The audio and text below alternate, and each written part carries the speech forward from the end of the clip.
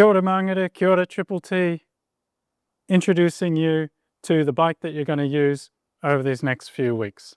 So if you've been given the Tern NBD, then it's this nice little one, which can be set up for really small people as well as really tall people by changing the seat height and also changing the handlebar height. You pull both of these up, get it to the height that you like, change the angle so that it's still comfortable for you able to reaching the brakes, and then tighten it back up again.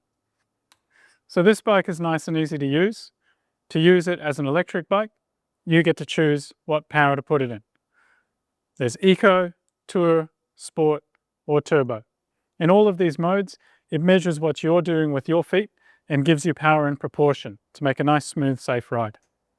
Other things you can do with the screen is see how many kilometers you've ridden, how much battery is left, and an estimate of how many kilometers you've got before you need to charge it.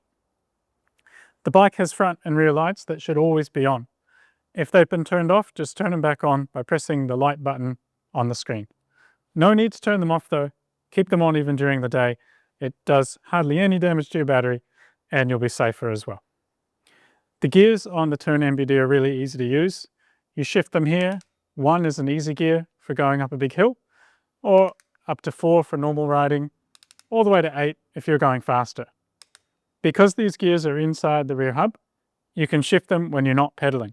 In fact, that's how you're supposed to shift. So if you're riding along and you want to be in a different gear, just a quick pause in your pedaling, shift the gears, and then keep going. So the other thing we're going to show you is the bag that you've been given. This is a waterproof bag by Ortlieb. If it breaks out raining, you can put anything valuable in here, your phone, camera, laptop, whatever, it'll stay dry. Now, inside the bag, there's a charger for you, which you're going to leave at home probably. Plug the charger in like you would any home appliance. And then on the other end, you plug into the bike.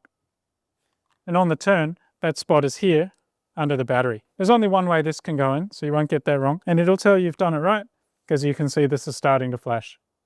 It'll also tell you how it's going on the handlebar. If you're riding this every day, like we hope you will be, you're probably going to need to charge it every day. Now, another really important thing is how to lock this bike. This bike is insured while you use it, but only if it's staying indoors at night, and it's always locked up with both of its lock when you leave it out and about. If you leave this bike somewhere and it's not locked and gets stolen, then the insurance won't cover it. There's a wheel lock on the bike. It's a very quick way to immobilize it. The key stays in there all the time that you're riding. You only take it out to lock it.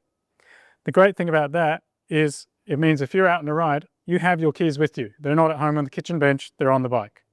So you turn that key. While you're holding that with one hand, you've got to use your other hand to push the lever on the other side through until it clicks and you can pull it out. So that means there's a bolt through the spokes, the bike can't be ridden. Now, this is not locked yet. Someone can just carry it away. So inside your bag, or perhaps mounted to the other side, depending on your configuration, you'll find another lock. The key that's still in your hand from locking up the wheel lock, on that key ring, there's another key. That's for this lock. That goes in, turns 180 degrees, and open. And you'll lock this up to a pole. You shouldn't leave it anywhere where you can't lock it up properly with both these locks. If you're absolutely desperate and there's truly nothing around, you're in the middle of a field and a picnic and there's nowhere to lock it to, then stick this through the front wheel and put it there. Just make sure you're always using both your locks. Now, there's 2 more security features that you can make use of. You don't have to do these for the insurance, but they're good practice. The first one is very easy. You can simply remove the screen and take it with you. That doesn't stop anyone stealing a bike, but it might just tip them over the edge to decide to steal something else. If there's 2 locks on it and the screen's not even there, then maybe they won't bother. But you certainly can't just take the screen off and not lock the bike. That will be pointless.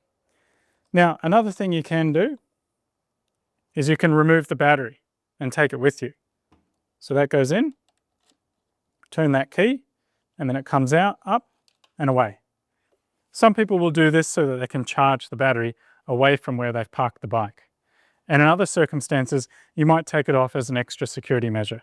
Again, combined with having locked it up and the screen not there and the battery not there, that might just tip someone over the edge to decide they won't steal your bike today.